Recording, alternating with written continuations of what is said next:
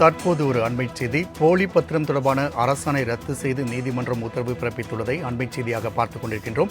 புதிய சட்டப்பிரிவுகளுக்கு எதிராக தொடரப்பட்ட வழக்கில் சென்னை உயர்நீதிமன்றம் இந்த உத்தரவை பிறப்பித்துள்ளது. தற்போது நாம் அதனை அண்மைச் செய்தியாக பார்த்துக் கொண்டிருக்கின்றோம்.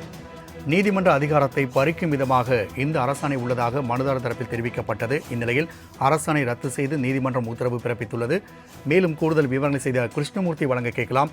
கிருஷ்ணமூர்த்தி, இது தொடர்பான கூடுதல் விவரங்கள். வணக்கம்.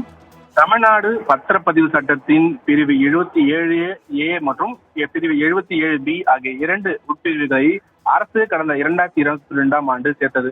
இதன்படி போலியான தவறான சொத்து பத்திரங்கள் குறித்து மாவட்ட பதிவாளரிடம் புகார் செய்தால் அவர் விசாரித்து குற்றச்சாட்டுக்கு ஆதாரம் இருந்தால் அந்த பத்திரங்களை செல்லாது என்று அறிவித்து உத்தரவு பிறப்பிக்கலாம் என்ற சட்டப்பிரிவுகளை எதிர்த்தும் அந்த சட்டப்பிரிவுகளை ரத்து செய்ய வேண்டும் என்றும் சென்னை உயர்நீதிமன்றத்தில் நித்யா பழனிசாமி உள்ளிட்டோர் வழக்கு தொடர்ந்திருக்கிறார்கள். இந்த வழக்குகள் நீதிபதிகள் எம் சுந்தர் மற்றும் நீதிபதி செந்தில்குமார் அடங்கிய அமர்வு முன்பு விசாரிக்க வந்தபோது மனுதாரர் தரப்பில் ஆஜரான மூத்த வழக்கறிஞர் ஜோதி, இந்த சட்டப்பிரிவுகள் இரண்டுமே சட்டவிரோதமானது என்றும் நீதிமன்றத்தின் அதிகாரத்தை பறிக்கும் விதமாக உள்ளதாகவும் ஒரு பத்திரம் போலியானது என்ற முடிவுக்கு வரும் மாவட்ட பதிவாளருக்கு அதிகாரம் கிடையாது என்றும் நீதிமன்றம் தான் இருதரப்பிலும் விரிவான விசாரணை நடத்தி ஆவணங்களை சரிபார்த்து, அதாவது நீதி பரிபாலனங்கள் மூலமாக ஒரு பத்திரம் போலியானதா இல்லையா என்று முடிவு செய்ய முடியும் என்று வாதிட்டார்.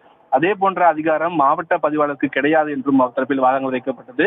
மேலும் மாவட்ட பதிவாளர் நீதிமன்றத்தை போல செயல்பட முடியாது என்றும் ஒட்டுமொத்த சொத்து பத்திரங்கள் மீதான நம்பகத்தன்மைக்கு கேள்விக்குறி ஏற்படுத்தும் விதமாக இந்த சட்டப்பிரிவுகள் உள்ளதாகவும், ஒருவர் ஒரு சொத்தை வாங்கி கடன் மூலம் வாங்குகிறார் என்றால் அந்த சொத்து பத்திரத்தின் மீது ஒருவர் புகார் கொடுக்கிறார். இதை விசாரித்த மாவட்ட பதிவாளர் அந்த சொத்து பத்திரம் செல்லாது என்று அறிவித்தால் கடன் கொடுத்த வங்கி நிர்வாகம் கடனை திருப்பி கேட்கும் என்றும் தெரிவிக்கப்பட்டுள்ளது. இதற்கு எதிர்ப்பு தெரிவித்து அரசு தரப்பிலும் வாதங்கள் முன்வைக்கப்பட்டிருந்தது. இவ்வாறாக இருதரப்பு வாதங்களையும் கேட்ட நீதிபதிகள் தமிழ்நாடு அரசு கொண்டு வந்த 77A மற்றும் 77B ஆகிய சட்டப்பிரிவுகள் செல்லாது என்று அறிவித்து அந்த பிரிவுகளை ரத்து செய்தோம் என்று நீதிபதிகள் உத்தரவிட்டிருக்கிறார்கள். ராம்குமார். கிருஷ்ணமூர்த்தி, தகவலுக்கு நன்றி.